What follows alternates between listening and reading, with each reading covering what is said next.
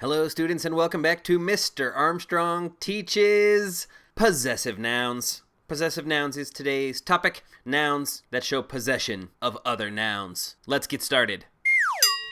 Go ahead and write these notes down.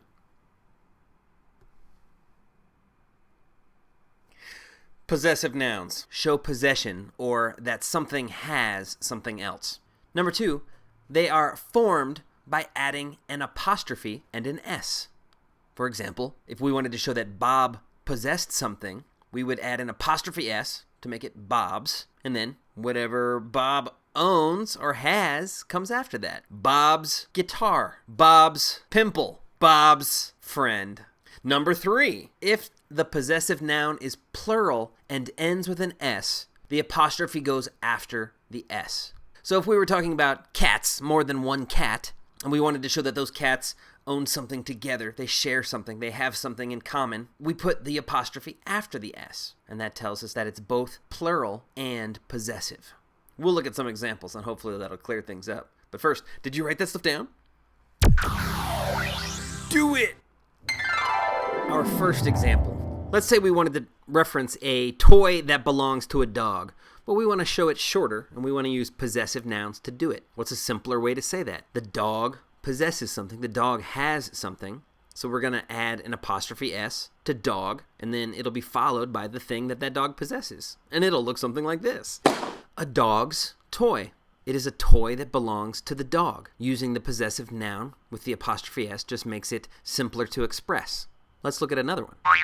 How about a sword possessed by a lady? The sword belongs to the lady. The lady has the sword. But what's a simpler way to express it? The lady is the noun possessing the other noun, sword, so we add an apostrophe S to lady. It looks like this.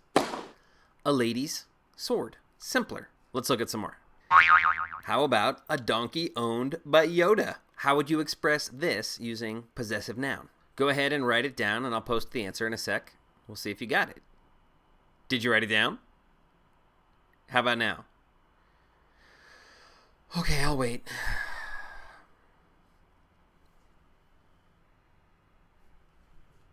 Okay, would just be Yoda's donkey. Yoda gets an apostrophe S. And of course, these could all be expressed in a sentence as well. For example, Yoda's donkey ate the dog's toy and the lady's sword. Yoda's donkey can eat anything. But let's look at some examples of plural nouns that end with S in the possessive. What if we wanted to say that books belong to several students? The students share the books. In this instance, to show the possessive, but also to make it clear that the word students is still plural, we'd write it like this. The students' books, with the apostrophe after the S. That lets us as readers know that the S makes the word student both plural and possessive. Let's look at another example. So how about this one? Lipstick that is owned by monsters. These monsters possess the lipstick. So how would you turn monsters into a possessive and plural? Go ahead and write it down.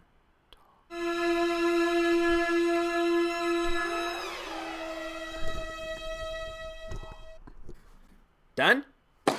The monster's lipstick. It sounds the same as a singular monster that owns some lipstick. But in writing, we're able to be more clear. And if we were to see this, read this, we would know that it is both more than one monster and that those monsters possess some lipstick. But what if we have an irregular plural? We have a plural noun that does not end with the letter S. How would we express that? Let's take a look. A bike that is shared by children. The plural of child is children, and that word in the plural does not end with the letter S. And since we don't have to worry about any kind of confusion here as to whether it's plural, possessive, plural and possessive, we can just add an apostrophe S, like we would if it was singular. So it would look like this. And this would be true for any of those irregular plurals, plural nouns that don't end with the letter S. We just add apostrophe S. One last kind of tricky, unusual thing about possessives. So what about singular nouns that end with the letter S? How do we write those with possessive? Well, there's two schools of thought on this, and basically, it's either way. So, You could just write the word with an apostrophe after it, or you could add the apostrophe S. It's just a stylistic choice, and the only important thing really is that you are consistent with the way that you do it in your writing. So if you choose to do it one way, you need to keep doing it that same way.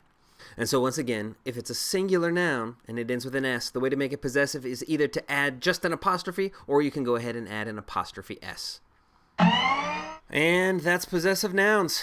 The down and dirty, the nitty gritty. That's all she wrote. If you have any questions, remember you can post them down below, or you can ask me in class. I'll talk to you again real soon. I'll teach you again very soon. Have a great and glorious day.